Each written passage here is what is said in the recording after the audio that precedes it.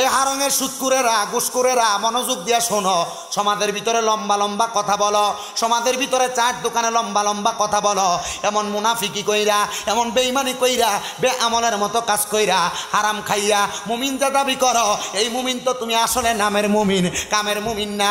নামাজ পড়বা, রোজা রাখবা, কোরআন পড়বা, আল্লাহর কোরআন পড়তে পড়তে তোমার হৃদয় ঝাঁঝরা করবা, এটা দিয়ে কোনো লাভ হবে না। ও মুসলমান, ও নবীর উম্মতের দলেরা, শুদ্ধ খায় খায় বর্তমানে এখন আর এলাকার মধ্যে সুদের ব্যবসা করে না। সুদের ব্যবসাটা ডিজিটাল সুদ হয়ে গেছে। ব্যাংকে এফডিআর করে, বিপিএস করে, কথা কয় না, এ কথা কয় না, ঠিক কিনা? আবার কেউ এফডিআরও করে না, ডিপিএসও করে না, এটারে ঘুরে হালায়, বলে হুজুর কেমনে? কয় এককালীন ব্যাংকের ভিতরে 20 লাখ রেখে দিছে, মাসে মাসে তুল্লা তুল্লা খায়। দেখবেন এলাকার ভিতরে কোনো কাম কাজ করে না, চা দোকানে পয়সা পয়সা মানুষের নামে গিবত করে। এমন সিটার হারং এলাকাত নাই? হারাম করে আছে না নাই? সুদ করে আছে না নাই? গিবত করিন না আছে না নাই? মানুষের নামে দোকানে বসে অযথা বদনাম করিন না আছে না নাই? কালকেও যদি কেউ কয় শামীম দাদা ওয়াজ করছে না, এগুলা ফালতু কথা বইলা গেছে, কথা কন না, ঠিক কিনা? মুসলমান, ও নবীর উম্মতের দলেরা, এই মানুষগুলা কত বিশ্রী মানুষ, এই মানুষগুলা কত বদকার মানুষ। আমার আল্লাহ তাআলা কোরআনুল কারীমের মধ্যে ওয়াজ করতেছে, ইন্নাল্লাযীনা কাফারু মিন আহলিল কিতাবি ওয়াল মুশরিকিনা ফি নারি জাহান্নামা খালিদিনা ফিহা উলাইকা হুম শাররুল বারিয়্যা। জবান খুলে জোরে জোরে কোন আল্লাহু আকবার। আয়াতের ভিতরে সুদখোর, ঘুষখোর, ফরের হক খাওয়াই না, নামাজ পড়ে, চুরি করে, মানুষের জমি দখল করে, অত্যাচার অনাচার করে, এরার কথা অল্প একটু জায়গায় কয় ইন্নাল্লাযীনা কাফারু, যারা কুফরি করে। কুফরি কারা করে? কয় যারা আল্লাহর আইন লঙ্ঘন করে। আল্লাহর আইন লঙ্ঘন করে কারা? কয় আল্লাহ কয় সুদ খাওয়া হারাম, এ সুদ খায়। আল্লাহ কয় নামাজ পড়া পরের হক মাইরা খাওয়া হারাম, এ হারাম খায়, নামাজও পড়ে। আল্লাহ কয় দুনিয়াতে এতিমের সম্পদ দখল করা হারাম, এতিমের সম্পদ দখল করে। ভাই মারা যাওয়ার পরে বাতিজা জমি দেয় না, মা বাপ মারা যাওয়ার পরে বইনের সম্পদ বুঝে দেন 1 লাখ দিয়ে শেষ, কথা কয় না, ঠিক কিনা? আল্লাহ বুঝার তৌফিক দান করুন, জোরে বলেন আমিন, আর মহাব্বতে কোন আমিন। আমার মুসলমানেরা, তো যে আয়াতের কথা বলতেছিলাম, আল্লাহ তাআলা মুমিনদের ব্যাপারে বলছে ওয়াল কদরি খায়রিহি ওয়া শাররিহি, তাকদীরের ভালো এবং মন্দ। সুবহানাল্লাহ, তাকদীরের ভালো এবং হারং এলাকায় 300 টাকা দৈনিক রোজে কাম করে আসেনি লোক, আবার 3000 টাকা দৈনিক 1 ঘন্টাতে কামাই করে আসেনি লোক। মুসলমান, ও নবীর উম্মতের দলেরা, হাজার হাজার টাকা কামাই করিন না বেড়া, আর 300 টাকা কামাই করিন না বেড়া।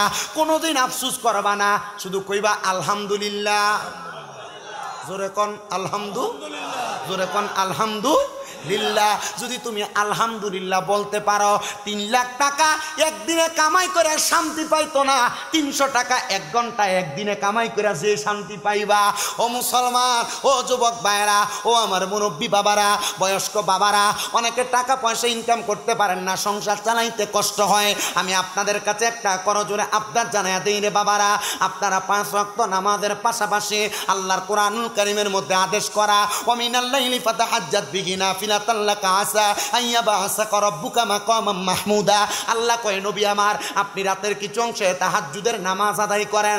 যদি আপনি তাহাজ্জুদের নামাজ আদায় করেন, অতি সত্বর আপনি নবীকে মাকামে মাহমুদ, প্রশংসার জায়গা দান করা হবে। আমার নবীদের উপর যখন আয়াত নাযিল হইছে, আমার নবী ওই মুহূর্তে মা আয়েশা সিদ্দিকার ঘর মুবারকের মধ্যে বসা। জোরে কোন সুবহানাল্লাহ। আম্মা জান আয়েশা সিদ্দিকা কয়, আমি দেখলাম আমার নবীজি আমার ঘরের মধ্যে অবস্থান করা। তাকায় দেখলাম রে, আমার নবীজি আমার ঘরের মধ্যে নাই। আমি দেখলাম ডাইনে, আমি দেখলাম বামে, দেখলাম আমার খাটিয়ার পেছনের অংশে আমার রাহমাতুল-লিল আলামিন নবী দাঁড়ায় আছে। রাহমাতুল-লিল আলামিন নবী রাহমাতুল্লিল আলামিন নবী আমার দাঁড়ায় আছে, আমি দেখলাম আমার নবী দাঁড়ানো, অতঃপর দেখলাম রুকু করতেছেন, অতঃপর দেখলাম সেজদা করতেছে। এ আমার হারঙের মুসলমান, আমার নবী কেমন উম্মতের দরদি নবী, আমার নবী কেমন উম্মতকে বাঁচানেওয়ালা নবী, আমার নবী কেমন নবী, একটু মনোযোগ দিয়া শুনবেন বাবারা। আম্মা জান আয়েশা সিদ্দিকা বলে, আমার নবীকে ওই দিন রাত্রবেলা যত কষ্ট করে দাঁড়ায় দাঁড়ায় নামাজ পড়তে দেখছি, এমন কষ্ট করে আমার নবীকে আর কোনোদিন আমি নামাজ পড়তে দেখি নাই।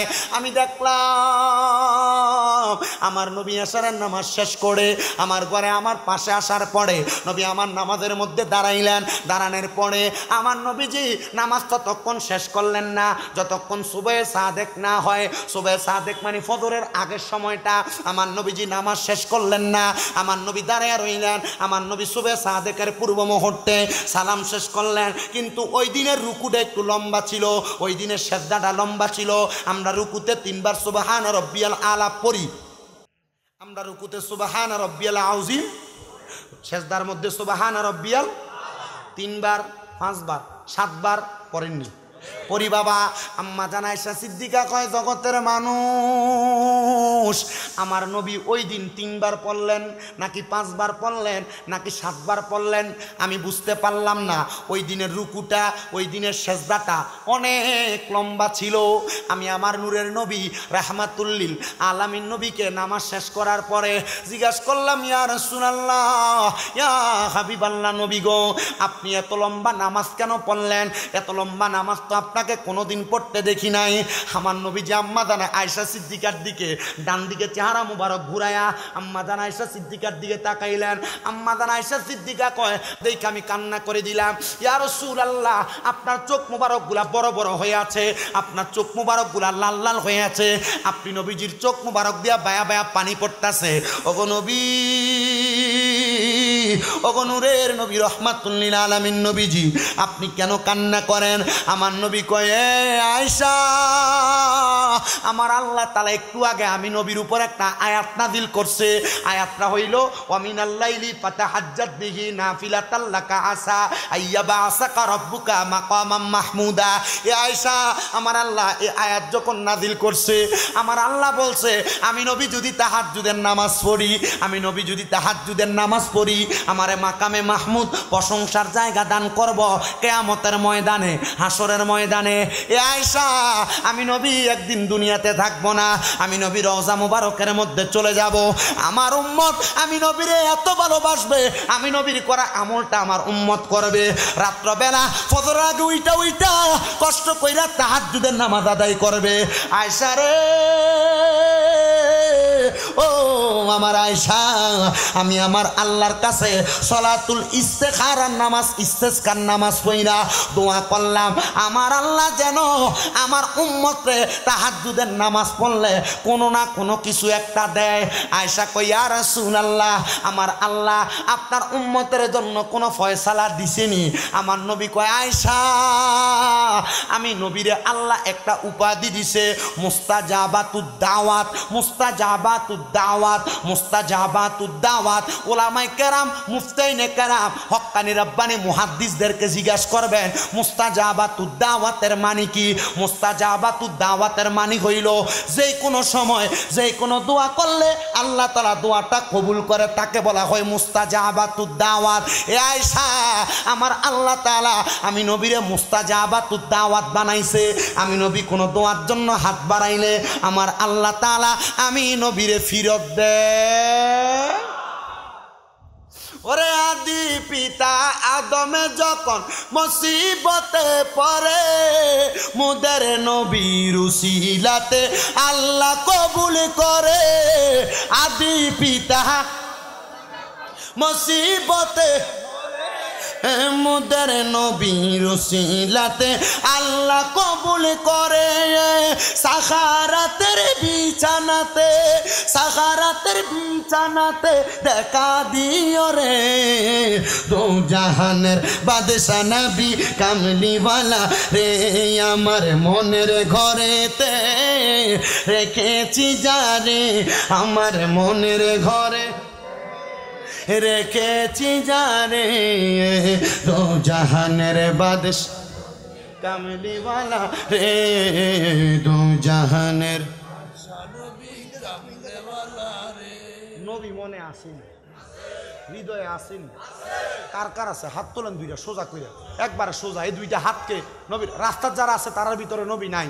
নবী যদি চায় হাতটা তোলেন, এই হাতটারে নবীর রঙের পতাকা বান আর কোন আমার মনের ঘরে তে রেখেছি যারে, আমার মনের ঘরে রেখেছি যারে, দু জাহানের বাদশা নবী বলেন না, দু জাহানের বাদশা নবী রে, আমার দয়াল নবী রে, আমার মায়ার নবী রে, আমার রে, আমার মায়ার নবী রে, দু জাহানের বাদশা নবী রে, দু জাহানের বাদশা নবী।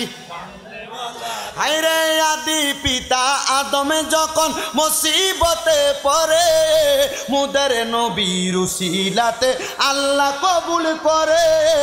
আদি পিতা আদমে যখন মুসিবতে পড়ে, মুদের নবীর উসিলাতে করে। সাখারাতের বিছানাতে, সাখারাতের বিছানাতে দেখা দিও রে, দু জাহানের রে, দু জাহানের আমার দয়াল নবী রে, আমার রে, আমার দয়াল নবী আমার রে, দু জাহানের বাদশা নবী। ও হারঙের মুসলমান, আমার দয়াল নবী রাহমাতুল্লিল আলামিন নবী কয় আয়েশা, আমার আল্লাহ তাআলা আমি নবীর একটা দোয়া ফিরত দেয় না, কারণ আমি নবীর উপাধি মুস্তাজাবাতুদ দাওয়াত। এ আমার হারঙের সুন্নি মুসলমানেরা মনে রাখবা, নবীর শানে কেউ যদি বেয়াদবি করে, নবীর শানে কেউ যদি কোনো জায়গায় কটূক্তি করে, কখনো তাদের সঙ্গে কোনো ঝগড়া করবা না, ফাসাদ করবা না, দ্বন্দ্ব করবা না, তার সাথে তর্কাতর্কি করবা না। বলে কেন কেন কেন? কারণ তে তার মতো করে থাকবে। কারণ তুমি যদি নবীর শানে মোহাব্বত করো, তোমারে নবী তরাইয়া নিবে। তুমি যদি বেয়াদবি করো, তোমারে নবী তরাইবে না। তো যে বেয়াদবি করবে তাকে নবী তরাইবে না, শাফাত করবে না। আমরা যদি মোহাব্বত করি আমাদেরকে সুপারিশ করবে। আম্মা জান আয়েশা কয় নবী আমার আল্লাহ কি বলছে? আমার নবী ডাক দিয়া কয় আয়েশা, ও আয়েশা শোনো শোনো, আমি যখন আল্লাহর কাছে বললাম ও আল্লাহ আমি যদি তাহাজ্জুদের নামাজ পড়ি, আপনি তো আমারে মাকামে মাহমুদ দিবেন, আল্লাহ আমার উম্মতের কি দিবেন? আমার আল্লাহ জিব্রাইলের মাধ্যমে খবর পাঠাইছি, ইয়া রাসূলুল্লাহ নবী গো, ও দয়াল নবীজি, মায়ার নবীজি, রাহমাতুল্লিল আলামিন নবীজি, আমার আল্লাহ তাআলা খবর পাঠাইছে আপনার উম্মত তাহাজ্জুদের নামাজ পড়া আমার আল্লাহর কাছে যা চাইব, যা চাইব মারহাবা। এ অভাবীরা, এ এলাকার অসুস্থ ব্যক্তিরা, এ পর্দার অন্তরালের আমার মা বোনেরা যাদের গর্ভে সন্তান হয় না, এ এলাকার যুবকেরা যারা বিদেশ যাইতে পারো না, এ এলাকার ব্যবসার মধ্যে লস খাওয়াইন না বেটারা, আমার কথাটা আপনার কাছে ভালো লাগতে পারে নাও লাগতে পারে। অভাবে আছেন, টেনশনে আছেন, বিপদে আছেন, মুসিবতে আছেন, কঠিন রোগে আক্রান্ত আছেন, মা বোনেরা গর্ভে সন্তান হয় না, কঠিন কোনো রোগ আপনার হয়ে গেছে, আমি বলবো সলাতুত তাহাজ্জুদের নামাজ আপনার সবচাইতে বড় ওষুধ। নবীজি তিরমিজি শরীফের হাদিস, নবী আমার বলেন আমার উম্মতের যদি কষ্ট না হইতো আমি তাহাজ্জুদের নামাজটা আমার উম্মতের জন্য ফরজ করাইয়া দিতাম। ইয়া রাসূলুল্লাহ কেন? আমার নবী ডাক দিয়া কয় আমার উম্মতেরা যদি জানতো, আমার উম্মতেরা যদি বুঝতো, কি বুঝতো? এ তাহাজ্জুদের নামাজের কত বরকত, কত ফজিলত। আমার উম্মত তাহাজ্জুদের নামাজ কাজা করতো না, আর মিয়া সারা দূরের কথা কাজা করতো না। ইয়া রাসূলুল্লাহ, তাইলে বোঝা গেল যারা চাকরি নাই তারা যদি তাহাজ্জুদের নামাজ পড়ে আল্লাহ তাআলা চাকরির ব্যবস্থা করবে। ইয়া রাসূলুল্লাহ, যাদের গর্ভে সন্তান হয় না তারা যদি তাহাজ্জুদের নামাজ পড়ে আল্লাহ তাআলা তাদের গর্ভের মধ্যে সন্তান দিবে। ইয়া রাসূলুল্লাহ, অনেকে বিদেশ যাইতে পারে না, তারা যদি তাহাজ্জুদের নামাজ পড়ে আমার আল্লাহ তাআলা তাদেরকে তাহাজ্জুদের নামাজের উসিলায় বিদেশ যাওয়ার ব্যবস্থা করে দিবে। ইয়া রাসূলুল্লাহ, অনেক ঘর থেকে বালা মুসিবত ছাড়ে না, রোগ ছাড়ে না, জ্বর ছাড়ে না, ক্যান্সার আলসার ছাড়ে না, গ্যাস্ট্রিক ছাড়ে না, ডায়াবেটিস ছাড়ে না। আল্লাহর নবী কয় তাহাজ্জুদের নামাজ হইল মহা ওষুধ। ইয়া রাসূলুল্লাহ, তাইলে তাহাজ্জুদের নামাজ পড়লে এত সমস্যার সমাধান হয়ে যায়। নবী গো, তাহলে আপনি দয়াল নবী রহমাতুল লিল আলামিন নবীর আনয়নকৃত তাহাজ্জুদের নামাজ যদি আমরা পড়ি আমাদের লাভগুলা এগুলা হবে। এ মুসলমানেরা, এ পর্দার অন্তরালের মা বোনেরা, আমি আপনাদেরকে একটা স্বাভাবিক ছোট্ট ঘটনা ওয়াকিয়া শোনায়া দেই, শোনাইলে আপনারা মনোযোগের সাথে বুঝতে পারবেন। আল্লাহ তাআলার একজন হক্কানি রব্বানি বন্ধু, যার নাম হযরতে আবুল খায়ের রহমতুল্লাহ আলাই, নামটা মনে রাখবেন, আবুল খায়ের রহমতুল্লাহ আলাই। হারং এলাকার মধ্যে আবুল খায়ের আছে, কিন্তু এই আবুল খায়ের আর ওই আবুল খায়ের এক আবুল খায়ের না। উনি বলেন, আমি দুনিয়ার জমিনের মধ্যে কান্না করতাম, আমার দুনিয়াতে চলতে বড় কষ্ট হইতো, কিন্তু আমি আল্লাহ পাক রাব্বুল আলামিনের কাছে দোয়া করতে লাগলাম, আল্লাহ আমি দুনিয়াতে হালাল খায়া বাঁচতে চাই, কোন হারাম খায়া না হালাল খায়া, জোরে কোন হালাল খায়া না হারাম খায়া। এ মুসলমানের দল, এ বয়স্ক বাবাজিরা, পর্দার অন্তরালের মা বোনেরা, হযরত আবুল খায়ের রহমতুল্লাহ আলাই বলে, আমি চিন্তা করতে লাগলাম, আল্লাহ যার ঘরের মধ্যে খাবার খাই, যার ঘরের মধ্যে আমি আহার করি, আমার খাবারগুলা কবুল হয় কি হয় না এটা আমার জানতে বড় ইচ্ছা হয়। হযরত আবুল খায়ের রহমতুল্লাহ আলাই বলে, এবার আমি সব রোগের চিকিৎসা তাহাজ্জুদের নামাজ পড়ার নিয়ত করলাম। আমি ফজরের নামাজের পূর্ববর্তী সময় 2 রাকাত নামাজের নিয়ত করলাম, সানা পড়লাম, সূরা ফাতিহা পড়লাম, সাথে একটা সূরা মিলাইলাম, রুকু সাজদা করলাম, আবার সূরা ফাতিহা পড়লাম, এবার 3 বার সূরা ইখলাস পড়লাম, এমন করে 2 করে 4 রাকাত, 3 4 12 রাকাত তাহাজ্জুদের নামাজ পড়লাম। নামাজ পড়তে পড়তে আল্লাহর কাছে মুরাকাবা করলাম। মুরাকাবা কত দরবারের পীর মাশায়েখের মুরিদারা এখানে আসছেন, নাদিম হুজুরের মুরিদ আছে, রাজাপুরের মুরিদ আছেন না আপনারা, অলিতরার মুরিদ আছেন না আপনারা, আবার আপনারা এখানে রেজবিয়া দরবারের, গৌসে মাইজবান্ডার দরবারের, বিভিন্ন আল্লাহর ওলির দরবারের বায়াতরা আছেন, শাহপুরের মুরিদরা আছেন। মনোযোগ দিবেন আমার মুরিদ ভাইরা, আমার তরিকতের ভাই বাবারা। আমি আমার কাছে সব তরিকতের ভাইদেরকে একরকম মনে করি, আকীদার ব্যাপারে একরকম মনে করি। যদি তরিকতের লাইনটা আপনার সোজা মদিনাওয়ালা পর্যন্ত হয়, এবার আপনারা শুনবেন বয়ানের মধ্যে মুরাকাবা একটা শব্দ ব্যবহার হয়েছে। মুরাকাবা কাহাকে বলে? কত মানুষ তো মুরিদ হইলেন, মুরাকাবা তো কখনো কোনোদিন করেন নাই।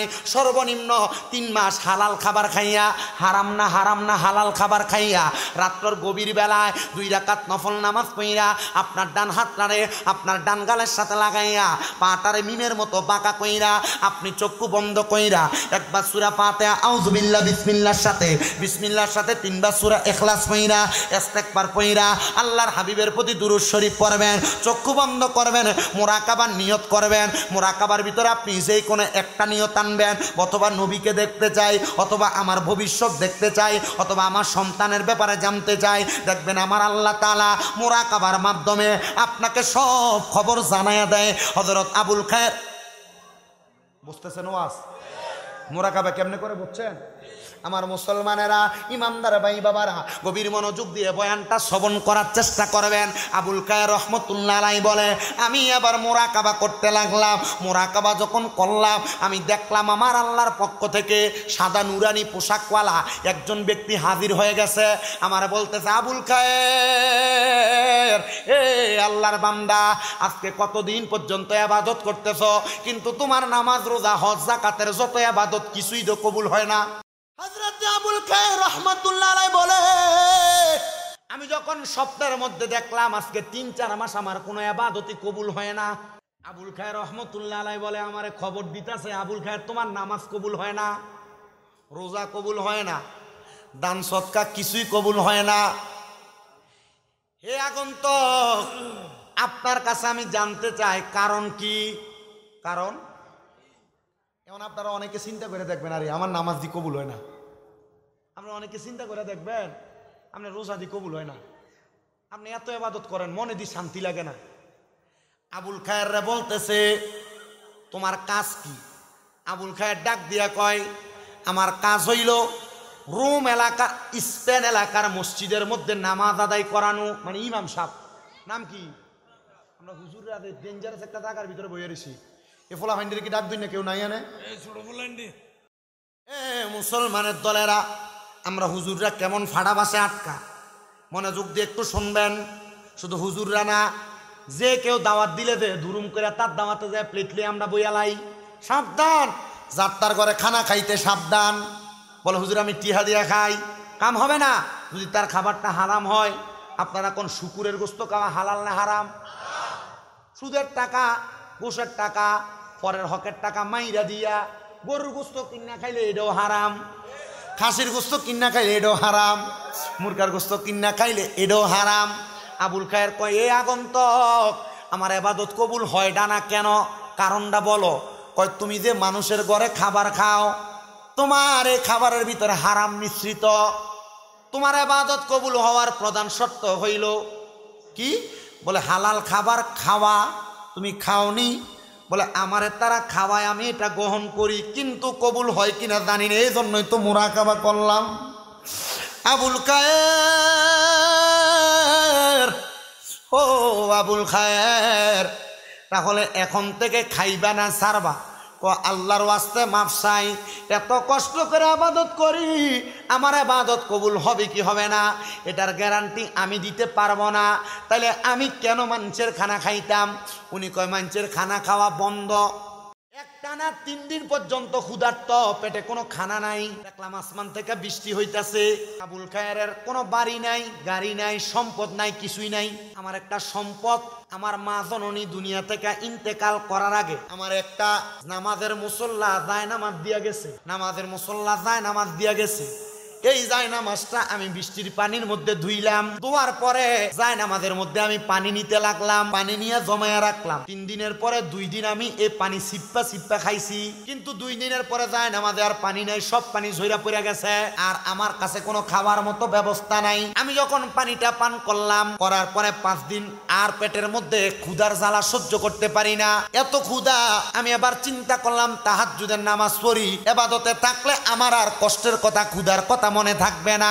আমি ইবাদতরত অবস্থার মধ্যে থাকলাম। এবার তাহাজ্জুদ নামাজ পড়লাম 12 রাকাত, পড়লাম 18 রাকাত, পড়লাম 20 রাকাত, আর আমার শরীরে কোনো শক্তি নাই। আমি আবার দেখলাম শরীরে যেহেতু শক্তি নাই, আমার দুরূদ শরীফ পড়া লাগবে। আমি আবার বৈশা বৈশা দুরূদ শরীফ পড়তে লাগলাম। দুনিয়ার মুসলমান, আমি আবুল খায়ের রহমতুল্লাহ আলাই যখন দুরূদ শরীফ পইরা পইরা আমার ঘরের মধ্যে অথবা নামাজের জায়গার মধ্যে ঘুমায়া গেলাম, এমন টাইমে আমি দেখলাম কে জানি আমার ঘরে হাজির হয়ে গেছে। আমার সামনে আইসা, ঘুমে স্বপ্ন দেখতাছে, আমি দেখলাম আমার সামনে আইসা আমার ডাকতাছে, এ আবুল খায়ের ওঠো। তাকে দেখ না রে, তোর ঘরের মধ্যে কে আগমন করেছে? বলে কে আগমন করেছে? ওই আখিরি জামানার পয়গাম্বর মুহাম্মদুর রাসূলুল্লাহ সাল্লাল্লাহু আলাইহি ওয়াসাল্লামের আগমন হয়েছে। জবান খুলে জোরে জোরে পড়ি সুবহানাল্লাহ। আবুল খায়ের বলে আমি আমার মাথাটা উঠে দেখলাম ওনার ডাইনে একজন মানুষ দেখা যায়, বামে একজন মানুষ দেখা যায়, পেছনে একজন মানুষ দেখা যায়। জিজ্ঞাসা করলাম আগে আপনার পরিচয় দেন।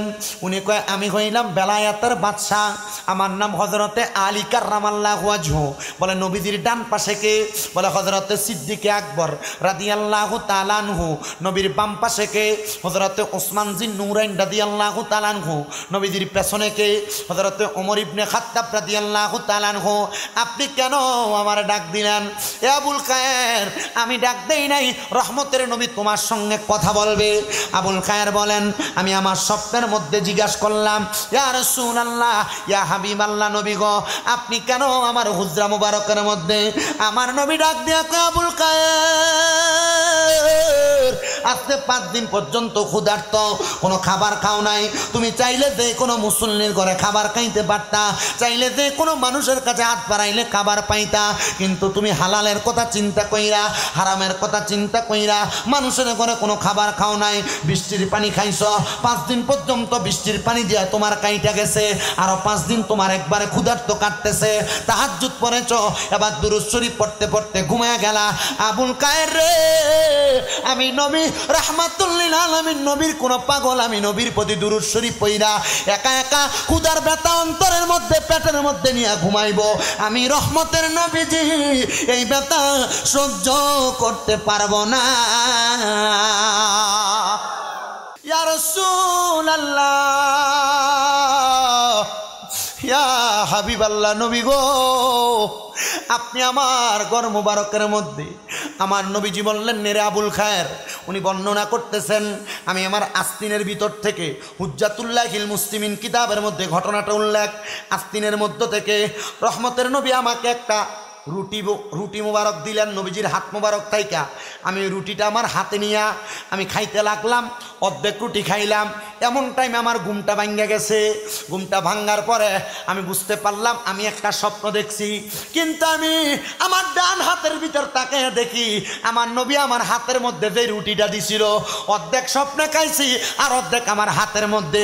তার মানে বোঝা যায় রহমতের নবীজি ঘুমের ঘরে স্বপ্নে যদি কাউকে দেখা দেয় এটা স্বপ্ন না রে, আশেকের সাথে আমার নবীর দিদার হয়ে যায়।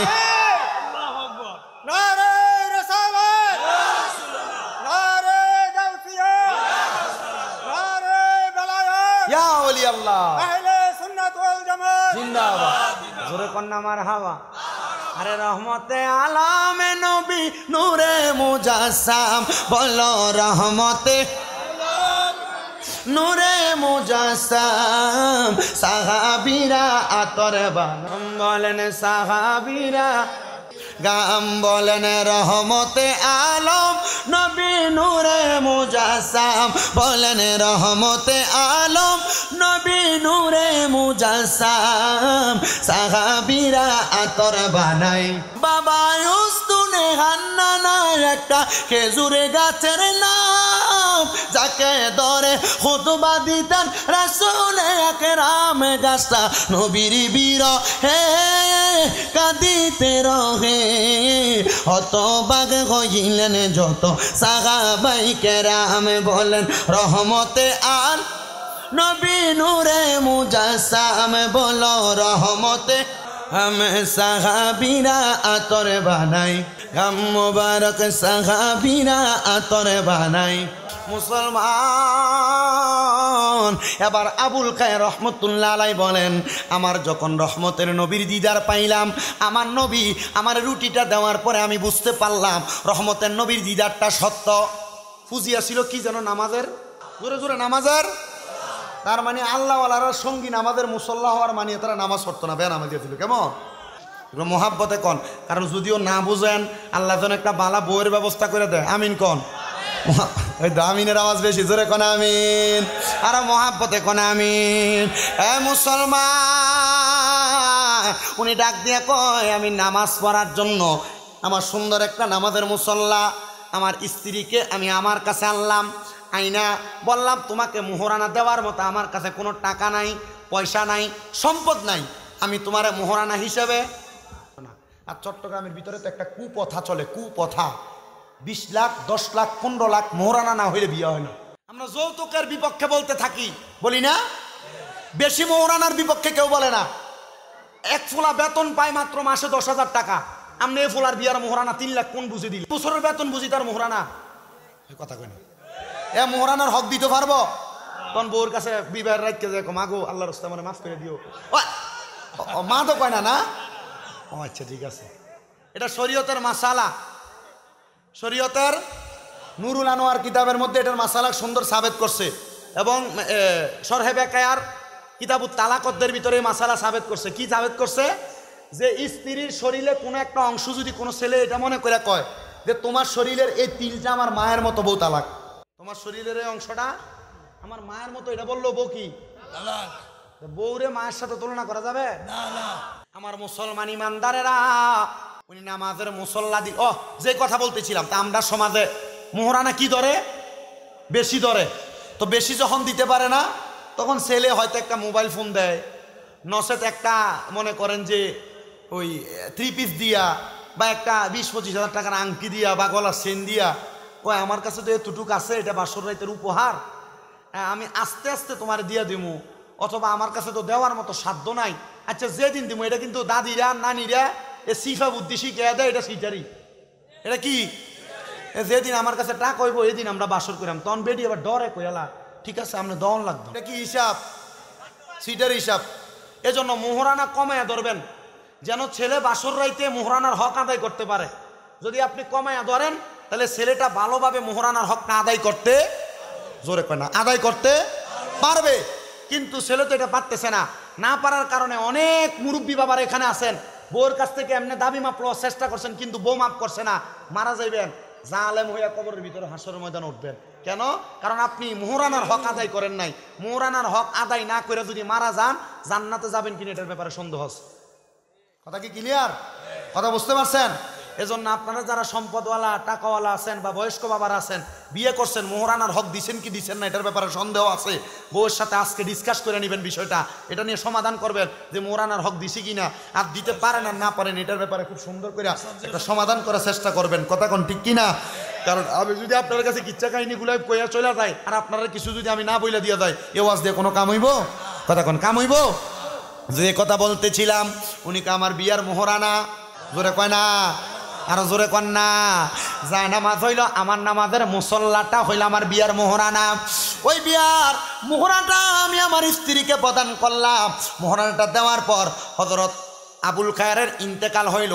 এবার ওনার স্ত্রী ওনার জীবনী লিখতেছেন, উনি বলেন আমার স্বামী ইন্তেকাল করার পরে আমি আমার সন্তানটাকে ভালোভাবে পড়ালেখা করাইতে পারি নাই, কোরআন শিখাইতে পারি নাই, সন্তানটাকে মানুষ করতে পারি নাই।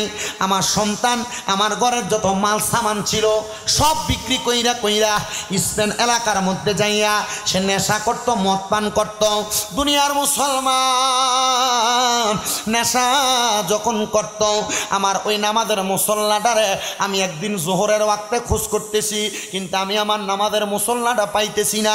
হঠাৎ করে আমার সন্তান আমার ঘরের মধ্যে আগমন করলো। জিজ্ঞাসা করলাম, এরে আমার সন্তান, আমার নামাজের মুসল্লাটা কোথায়? সন্তান আমার উত্তর দেয়, মা প্রত্যেক দিন আমি নেশা করার জন্য আমার ঘর থেকে বের হয়ে যাই, আমার একটা সামান নিয়ে যাই, বিক্রি করে নেশা করি। আজকে আমার ঘরে কোনো সামান নাই যেটা বিক্রি করে নেশা করব। মা গো মা, আজকে আপনার নামাজের মুসল্লাটা আমি বিক্রি করে দিছি। এলাকার নেশাখোর আছে না? এর লাগে এলাকার ভিতরে ডেক দেখছি রইতে দম যায় না। এলাকার নেশাখোর আছে না? গ্যাসের সিলিন্ডারের লাইন চুরি করে লয়ে দেখা, কথা কয় না, আছে না? মোটর বাইরে থাকতে পারে না, চুরি করে লয়ে দেখা। এই নেশাখোরের জ্বালায় বড় মানুষ টিটা। আল্লাহ এগুলা থেকে আমাদেরকে হেফাজত করুন, জোরে কোন আমিন। এ নবীর উম্মতের দলেরা, এবার ওই ছেলেটার মা ডাক দিয়া কয়, এরে সন্তান, শেষমেশ আমার নামাজের মুসল্লাটা বিক্রি কইরা নেশা করলি, কিন্তু ভাগ্যের নির্মম পরিহাস, এই নেশাখোর ফোলাটা যায় নামাজটা বিক্রি করছে একটা নামাজি বেটার কাছে। মারহাবা কন, আর শুনে কন্যা মারহাবা। ওই নামাজি বান্দার কাছে যখন নামাজের মুসল্লা বিক্রি করছে, ওনার নাম হইল হযরতে ফাতে আলী সুবহানী রহমতুল্লাহ আলাই। হযরতে ফাতে আলী সুবহানী বলে, নামাজের মুসল্লাটা আমি আমার হাতের মধ্যে পাইয়া আমি নামাজের মুসল্লাটা নিয়া ওই স্পেন এলাকার প্রত্যেক ঘরে ঘরে গেলাম। কে এমন ব্যক্তি এত অভাবী, তার ঘরে টাকা নাই, পয়সা নাই, নামাজ পড়ার মুসল্লা বিক্রি করে দিছে? আহা, আমি সব ঘরে গেলাম, কোনো ঘরের সামনে যাই আমি সন্ধান পাইলাম না। হঠাৎ করে আমি স্পেন এলাকার একবারে শেষ প্রান্তে একটা ঘরের দরজায় করান আনলাম। এ ঘরের সদস্যরা আসুনি তোমরা ঘরের মধ্যে? বলে হ্যাঁ। একজন মহিলা জবাব দেয়, হুজুর আমি আছি। বলে তোমাদের ঘর থেকে একটা নামাজের মুসল্লা বিক্রি হয়েছে কিনা? বলে হ্যাঁ, আমার একটা নামাজের মুসল্লা বিক্রি হয়েছে। এই কথা শুই না মহিলাটা ঘর থেকে বাইর হয়ে আসছে, আইসে আবার কয়, হুজুর নামাজের মুসল্লা কি আপনার কাছেই বেচছে? বলে হ্যাঁ হুজুর, অভাবে পইরা নামাজের মুসল্লা বেচে নাই, আমার সন্তান নেশা করার জন্য নামাজের মুসল্লাটা বিক্রি করে দিছে। এবার আল্লাহর ওলি কয় কি বলেন, আমার চক্ষু কপালের দিকে উঠতে লাগলো। আমি আবার জিজ্ঞাসা করলাম, মা আপনার সন্তানকে এতই নেশা করে? ওই মা ডাক দিয়ে কয়, হুজুর আমার সন্তানটারে লইয়া আমি বড় চিন্তিত, এটারে কেন আল্লাহ হেদায়েত দেয় না?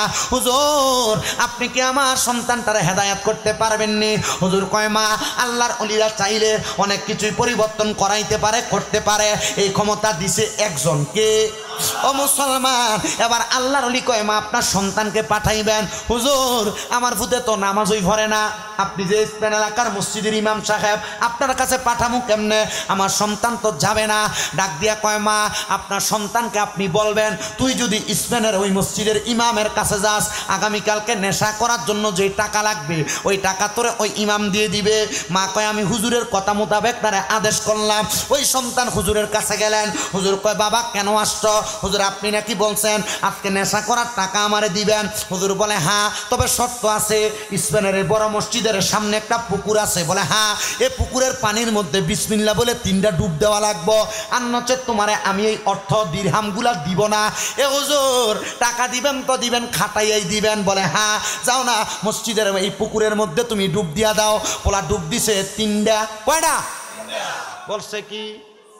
জোরে কোন পড়ছে কি? বিসমিল্লাহ পড়া ডুব দিছে। মুসলমান ও নবীর উম্মতের দলেরা মনোযোগ দিয়া শুনবা। সন্তান ডুব দেওয়ার পরে আল্লাহর ওলি ঠিক কথা মোতাবেক হাতের মধ্যে স্পেনের টাকাগুলা দিয়া দিছে। ওই ছেলের টাকাগুলা নিয়ে রাস্তা দিয়া হাঁটে, মানছে তারে দেখতে দৌড়ে দৌড়ে ফালায় জাগা। কাম দইল মানুষের দরকার নাই, আমি টাকা দিয়ে নেশা করিলাম। মদের বাটিখানায় যেছে, মদের বাটিখানার মানুষ এর চেহারা দেখা সব দৌড়ে দৌড়ে পালাই গেছে। কই আরে মদ কিনবো কার থেকে? টাকা আছে যে মদ বেচবেন না নাই। দেখবেন যারা এলাকার ভিতরে মাদকের ব্যবসা করে এরার লোকে সহজে কেউ লাগে না। এরার লোকে প্রশাসন নামক কিছু দূর প্রশাসন এদের সাথে হাত আছে। কথা কন না কেন? হ্যাঁ জোরে বলেন, ঠিক কিনা বলেন?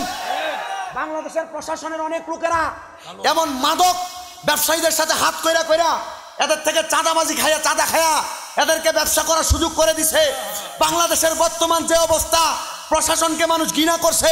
ভবিষ্যতে যদি এমন করে যেমন ভাবে মানুষ প্রশাসনকে পূর্বে ঘৃণা করছে, আবার ভবিষ্যতে যদি করে আবার মানুষ তাদেরকে ঘৃণা করবে। কথা বলেন ঠিক কিনা? আমরা প্রশাসনের দৃষ্টি আকর্ষণ করব, নেশা নামক দ্রব্য যে এলাকায় বিক্রি হয়, যার মাধ্যমে বিক্রি হয় তাকে এলাকা থেকে প্রতিহত করেন, মাদক দমন হবে। আর নচেত উল্টাপাল্টা মাদক দমন কমিশন খুলবেন, আর এলাকার ভিতরে তারাই যারা দমন কমিশনের সভাপতি, হ্যাঁ এলাকায় মাদকের ব্যবসা করে। আপনারা বলেন এমন অপকর্ম বাংলাদেশে আছে না নাই? কথা কোন আছে না নাই? আমি আল্লাহর কাছে একটা দোয়া করছি, সরকার যখন পতন হইল, বাবুরে বাবা কেউ যদি আপনারা আমার কথার বিরোধিতা করেন, আমি এগুলা নিয়ে কথা বলি না মাহফিলে। সরকার পতনের পরে আমি আল্লাহর কাছে একটা দোয়া করছি, আল্লাহ বাংলাদেশের কেন্দ্রীয় জায়গাগুলো তো খালি, আল্লাহ এই জায়গাগুলোর ভিতরে এমন একটা লোক বহাও যে আল্লাহর কোরআন দিয়া এই দেশটারে চালাইবে। কি লেগে আমি চিন্তা করলাম, আল্লাহর কোরআন দিয়ে দেশ চললে নেশা মাদক দুর্নীতি চলবে না। কথা কন না কেন? আর এমন দুর্নীতি যারা করবে তারা ডাইরেক্ট বাইতুল মুকাররমের সামনে ফাঁসি দেওয়া হইব। কথা কন না কেন? তো কোরআনের আইন বাস্তবায়ন হইতো না, এমন কামও শেষ হইতো না। বাংলার মানুষ এই জ্বলায় জ্বলতে থাকবো, জ্বলতে জ্বলতে হইব কইলা, কইলার থেকে জ্বালায় বানাইবো শালি, এরপরে কবরে দেবেন শেষ। কথা কন না কেন? এর থেকে বালা আল্লাহুম্মা সাল্লি আলা যেমনে আছি মোটামুটি এমনি করে কোনো রকম চল্লা দেবেন, আল্লাহর ইবাদত নামাজটা পড়বেন, আম্মা আব্বার খেদমত করবেন, এরপর আর কিছু লাগবো? কথা কন লাগবো? আল্লাহ কবুল করক, জোরে কন আমিন। আব্বা আল্লাহর চাই কোনো রাজনৈতিক বক্তব্য দিই না, রাজনীতির অন্তঃস্তরের রাহটাও আমি বুঝি না। যদ্দূর কইছি অদ্দূরের ভিতরে মাথা রাখবেন, দেখবেন ইমানটা তাজা হবে, ইমান পরিপূর্ণ হবে। আল্লাহ বোঝার তৌফিক দাও। কেমনে আমিন? আরো জোরে কন আমিন। একটু পরে হুজুর আসবে, প্রধান বক্তা মূল্যবান তাকরীর করবেন আপনাদেরকে নিয়ে। ঘটনাটা শেষ করতে চাই, রাজি আছেন ইনশাআল্লাহ? উনি বলেন এবারে ছেলেটা মদের বাটিখানার মধ্যে যাওয়ার পরে এই বাটিখানার সব মানুষ পালায় গেছে। ওই ছেলেটা বলে সব মানুষ যখন আমার দেখা পালায়া যায়, এবার আমি গেলাম আমার মার কাছে, কারণ সব জায়গার মানুষ আমার দেখা ফলাইলেও মা ফলাইতো। ছেলে ডাক দিয়া কয় আমার মার সামনে যাওয়ার পর আমার মাও দিয়ে আমার দেখতে বেউস হয়ে গেছে গা। এবার আমি আমার ঘরের আয়নার দিকে তাকাইলাম, তাকানোর পরে দেখলাম আমার চেহারাটা কালো কুৎসিত, আমার চেহারাটা বড় কুৎসিত হয়ে গেছে। ওই আল্লাহর ওলির দরবারে যা বললাম, হুজুর কি পানির মধ্যে গোসল করাইলেন? চেহারা তো সুন্দর না, কালো হয়ে গেছে, মানুষ আমারে গ্রহণ করে না, আমারে তাদের কাছে রাখে না। হুজুর ও হুজুর গো, আপনি যে এখানে আমাকে গোসল করাইলেন, কেউ যেহেতু আমার রাখে না, আপনার কাছে আমার জায়গা দেন। হুজুর কয় আব্বা আল্লাহর দোহাই, কোনো নেশা করে জায়গা আমার কাছে। বলে বাবা একটা শর্ত আছে, আমার কাছে থাকতে পারবা। কেমনে? নেশা ছাড়া লাগবে। ছাইরা দিয়া আল্লাহর ওলির সোহবতে থাইকা 6 মাসে কোরআন শিখছে। কয় মাস? 5 বছরের মাথায় 3 বছরের মাথায় হাদিস শাস্ত্র শিখছে। মাশাআল্লাহ। 5 বছরের মাথায় কোরআনের তাফসীরের পরিপূর্ণতা পাইছে। 7 বছর আল্লাহর ওলির দরবারে কাটাইছে। এমন টাইমে আল্লাহর ওলি ডাক দিয়া কয় বাবা তাড়াতাড়ি চলো তোমার বাড়িতে। হুজুর আমারে তো কেউ রাখবে না বাড়িতে, আমারে কেউ পছন্দ করে না। হুজুর ডাক দিয়া কয় বাবা আমার সন্তান 7 বছর আমার কাছে মানুষ হইতেছ, ঘরের মধ্যে মা রাখবে না কারণ চেহারা কালা। মনে আছে 7 বছর আগে কোন পানিতে গোসল করাইছিলাম? পানি কয় এই যে সামনের পুকুর। যারে বিসমিল্লাহ কয়া এই পানির মধ্যে আবার 3টা ডুব দে। এ মুসলমানেরা এখান থেকে আরেকটা মাসালা শিখেন। যাদের গোসল ফরজ হয়, আমারও বলি পর্দার আড়ালে যে মা বোনেরা শুনতেছেন, এখানে যে মুরব্বী বাবারা, বয়স্করা, নাবালক থেকে সাবালক হওয়া ছেলেরা, গোসল যাদের ফরজ হয়, ফরজ গোসল কেউ যদি সুন্দরভাবে পরিপূর্ণভাবে সুন্নত মাইনা না করে তাহলে সে অপবিত্র থাইকা যায়, নামাজও আল্লাহর কাছে কবুল হয় না। ফরজ গোসল কিভাবে করবা? মনোযোগ দিয়া শুনবা, মনোযোগ দিয়া শুনবা, মনোযোগ দিয়া শুনবা। বিয়েতে বেটারা দুরুম করে যে গোসল করে শেষ করে মনে করছো শরীর পবিত্র না, তোমার শরীর পবিত্র না। ফরজ গোসলের সিস্টেম বলে হুজুর অজু করলে তো চলবো। আরে না মিয়া, ফরজ গোসলের সিস্টেম তোমার বাম হাত দ্বারা ডান হাত দিয়ে তোমার লজ্জাস্থানে পানি ঢালবা, বাম হাত দ্বারা পরিষ্কার করবা, 3 বার পানি ঢাইলা 3 বার পরিষ্কার করবা। তারপর তুমি তোমার লজ্জাস্থান ধৌত করার পর হাতটা ভালো করে ধুইয়া ভালোভাবে কুলি করবা, নাকে পানি দিবা, ডান দিকে 3 বার পানি দিবা, বাম দিকে 3 বার পানি দিবা, তারপর মাথায় পানি ঢালবা। এটা হবে ফরজ গোসলের মূল নিয়ম। তাহলে তুমি পবিত্র। আন্নচেত এতদিন যদি এই নিয়মের বাহিরে কোনোভাবে গোসল কইরা থাকো তাহলে তোমার এই গোসলের মাধ্যমে পবিত্র হও নাই। মুসলমান ইমানদার নবীর উম্মতের দলেরা ছেলে 3 বার ডুব দিয়া এবার আল্লাহর ওলির সঙ্গে তার ঘরের দরজায় সালাম দেয়, দরজা খোলে না। আরেকটা মাসালা, কারোর ঘরের দরজায় গেলে 3 বার সালাম দিবেন, দরজা না খুললে ওই ঘরে প্রবেশ করবেন না। ছেলে কয় 3 বার সালাম দিলাম, মায়ের ঘর, অনেকক্ষণ জবাব নাই। আল্লাহর ওলি কয় দরজা ভাঙ্গ।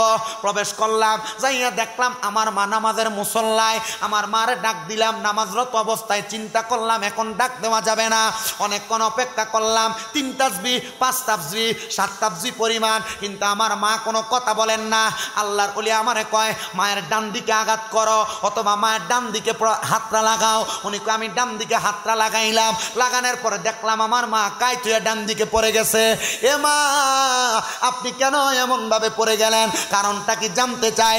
মা জননীর দিকে তাকায় দেখে নিঃশ্বাস প্রশ্বাস শেষ, মা ইন্তেকাল করেছে। ইন্না লিল্লাহি ওয়া ইন্না ইলাইহি রাজিউন। নারায়ে তাকবীর, নারায়ে রিসালাত, নারায়ে গাউসিয়া,